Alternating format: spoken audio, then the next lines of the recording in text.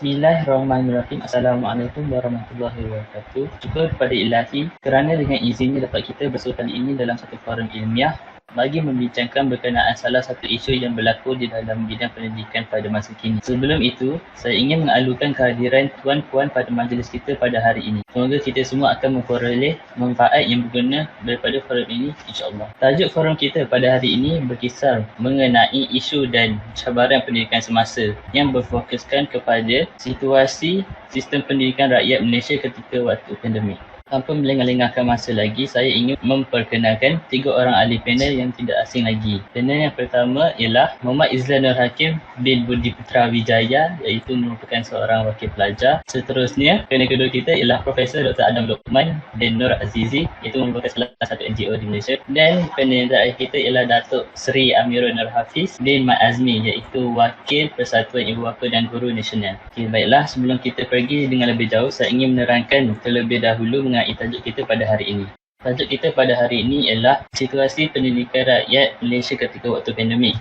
Seperti yang kita tahu, penyebaran COVID-19 telah berluasa di antara kalangan rakyat Malaysia. Oleh itu, kerajaan telah menetapkan SOP-SOP yang boleh membantu untuk mengurangkan penyebaran COVID-19. Disebabkan SOP-SOP yang telah ditetapkan, banyak sektor-sektor yang terjejas termasuklah pendidikan. Jadi, sebagai pembuka forum kali ini, saya ingin menanyakan soalan kepada pelajar Izlan. Pelajar Izlan, apakah pandangan anda tentang isu yang kita alami ini dan berdasarkan pengalaman anda, apakah perbezaan situasi pendidikan sekarang dengan sebelum pandemik? Okay. Terima kasih kepada Tuan Moderator. Baiklah, saya sebagai seorang pelajar yang kini menghadapi situasi pandemik, lebih prefer sesi pembelajaran face to face kerana bagi saya ini lebih efektif. Yalah, kita dapat berbincang bersama kawan-kawan dan suasananya bagi saya lebih kondusif lah. Namun, oleh sebab kita berada dalam situasi pandemik ni, sekarang semua sesi pembelajaran dilaksanakan secara online menggunakan platform seperti Zoom, Google Meet dan juga Microsoft Teams. Bagi saya agak sukar ingin membiasakan diri dengan norma baru ni, tapi lama-kelamaan saya dapat membiasakan diri. Yalah, menghadap skrin laptop selama beberapa jam menyebabkan saya pening kepala dan sukar untuk fokus di dalam kelas untuk tempoh masa yang lama. Okey, soalan seterusnya pada pelajar Izlan, apakah yang anda buat untuk mengatasi kesusahan pelajar secara online ini? Baiklah. Untuk mengatasi kesukaran belajar ini, saya mencadangkanlah untuk ibu bapa menjadikan suasana yang selesa untuk anaknya menghadiri online kelas tanpa sebarang gangguan. Mereka patutlah menyediakan gadget yang sesuai dan juga internet. Dan pensyarah juga memainkan peranan yang penting. Mereka juga harus menyediakan aktiviti yang menarik bagi memastikan kelas tidak bosan dan juga sentiasa berkomunikasi dengan pelajar. Pastikan adanya komunikasi dua hala. Bagi saya lah. Itu sahaja daripada saya. Terima kasih. Terima kasih kepada pelajar Izlan.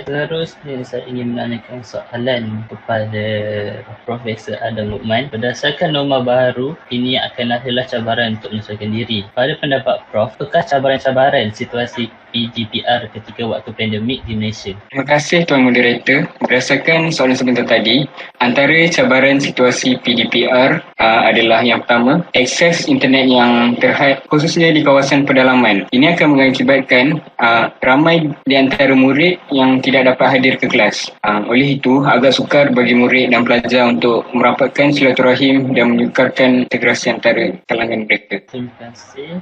Seterusnya, saya ingin menanyakan soalan tentang huraian terhadap konsep segregasi dan integrasi. Maka jelaslah bahawa segregasi akan berlaku kerana pelajar rasa terasing dari pelajar lain kerana hanya berada di rumah mereka sahaja. Jadi, apakah tindakan kerajaan untuk mengatasi isu-isu ini? Bagi mengatasi isu yang kritikal ini, pihak kerajaan seharusnya menyediakan rangkaian internet yang lebih meluas, terutama kepada mereka yang tinggal di kawasan luar bandar.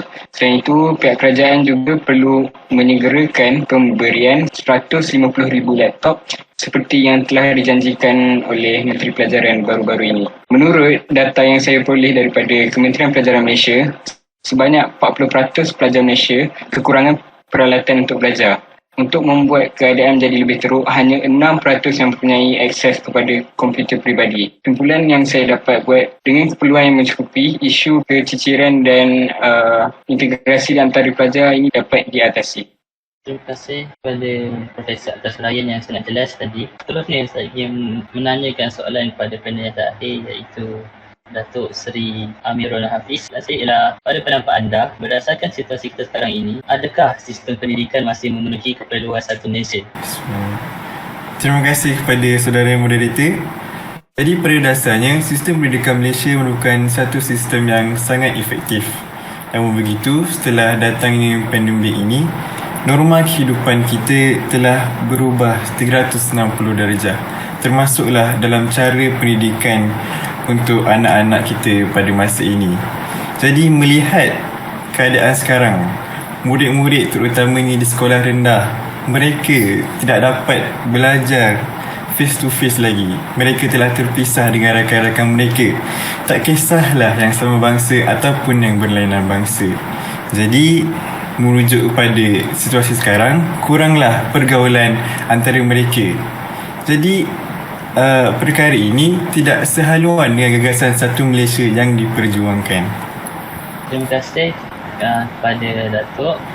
Terusnya saya ingin menanyakan soalan mengenai, pada pendapat Datuk, apakah peranan ibu bapa bagi mengekalkan semangat perpaduan antara anak mereka dengan rakan-rakannya, terutama yang berlainan bangsa? Jadi peranan ibu bapa, saya sebagai seorang bapa, pepatah Melayu pernah berkata, bagaimana acuan begitulah kuihnya. Pada pendapat saya, sebagai ibu bapa, kita mestilah menjadi contoh teladan yang terbaik untuk anak kita. Dengan cara ini, kita dapat menyemai sikap perpaduan dan semangat perpaduan di dalam anak-anak kita sendiri. Jadi, saya sebagai bapa hanya boleh memberi sokongan sepenuhnya yang terbaik kepada anak-anak saya. Terima kasih kepada Datuk atas pandangan anda. Kesimpulannya yang diperoleh daripada perbincangan ini ialah, jelaslah bahawa banyak perubahan yang berlaku ketika pandemik ini. Ada yang baik dan ada juga yang buruk. Saya berharap agar pandemik ini dapat berakhir dengan cepat supaya kita dapat kembali ke norma asal.